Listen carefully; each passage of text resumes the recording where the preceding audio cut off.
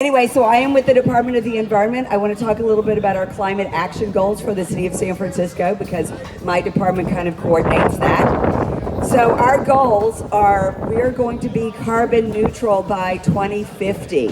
And we were one of the first cities in the country and in the world to have a climate action plan in 2004. We said we're going to reduce our carbon emissions below 1990 levels 20% by a certain date, 45% by a certain date, 80% by a certain date. When we would tell people that and we would think this is such exciting news, we could literally see them leaving their bodies. Because if you're not a climate scientist, hearing something like 80% below 1990 levels by 2050 is not that exciting. So we really thought we have to reframe this in a way that we can get people excited about and engaged on. So our climate goals are zero waste, zero incineration, zero toxics. 80% of all trips taken in sustainable modes of transit, 100% renewable energy, which includes energy efficiency, getting off of all fossil fuels. We talk about zero 8100 roots. Zero 8100 is about doing less bad. Roots is about doing more good. In a mathematical, science, wonky sense, it is about sequestering carbon, pulling carbon out of the atmosphere through our soil, through our plants, through our trees. In a metaphorical sense, it's about our roots of community, our roots of taking care of each other, our roots of not wasting, because the way we live right now, this is not normal, right? We know that. We're only a few generations removed from hanging around campfire, talking to each other, sharing things, getting along, just taking what we need from the planet. And so Roots is really about getting back to all of that.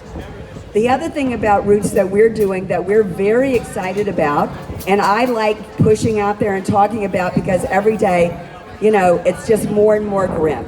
So many things that are happening in the world are really grim. But some of the stuff that we're doing in San Francisco and in California is very exciting. And one of the things that we're doing is very exciting is that we have found it is if we spread 1/4 of an inch of compost on our rangelands and ag lands, it sequesters quite a bit more carbon. And this is very exciting because we could actually zero out our carbon emissions in the state of California by about 2050 if we just put this on about 40% of our rangeland. So this is really great news. Here's the not so good news. We don't have enough compost. So the easiest thing that you can do when you go home is really make sure that you've got your compost infrastructure in place. Whether you live in a studio apartment, whether you are a small business, whether you work for a big business. Because still, a lot of our landfill is compostable, organic material that we could be composting and actually using to sequester carbon. I think that is such good news. And so we want to push it out. We want to push it out into the universe, not just San Francisco, not just California, but into the entire universe because compost is pretty low tech, right? You don't have to pay to put solar panels on your roof.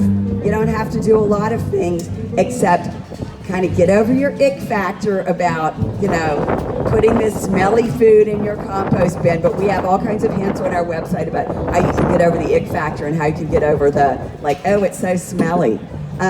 So that's what you can do, and that's what I wanted to talk about today. But the other thing I just walked through, and I know I'm preaching to the choir here. It's always so funny, let's get people to change their behavior. These people have already changed their behavior. But I want you to share this story about what we're doing on composting. But I also want you to go down, if you haven't signed up for Super Green, right? We have a community choice aggregation in San Francisco now. So if you're a resident, your electricity is coming from our community choice aggregation where the city is actually purchasing its own electricity. It's about 43% renewable right now, but you can go down and you can sign up for 100% renewable, and the San Francisco Public Utilities Commission is about half a block down. And I encourage you to do that. It may be a few bucks more per month, but particularly if you are, as I am, an apartment dweller in San Francisco, my landlord balks at people coming in and showing up in the middle of the night putting PV on the roof. He doesn't like it. So, but at least I can sign up for renewable electricity and know that I am getting 100% renewable electricity. And now I don't feel so bad about running my little space heater all night long in my drafty Victorian apartment. Okay? So those things, compost, sign up today for 100% renewable energy. And that's all I have to say. If you have questions, track me down. I love to answer questions, obviously. Thank you.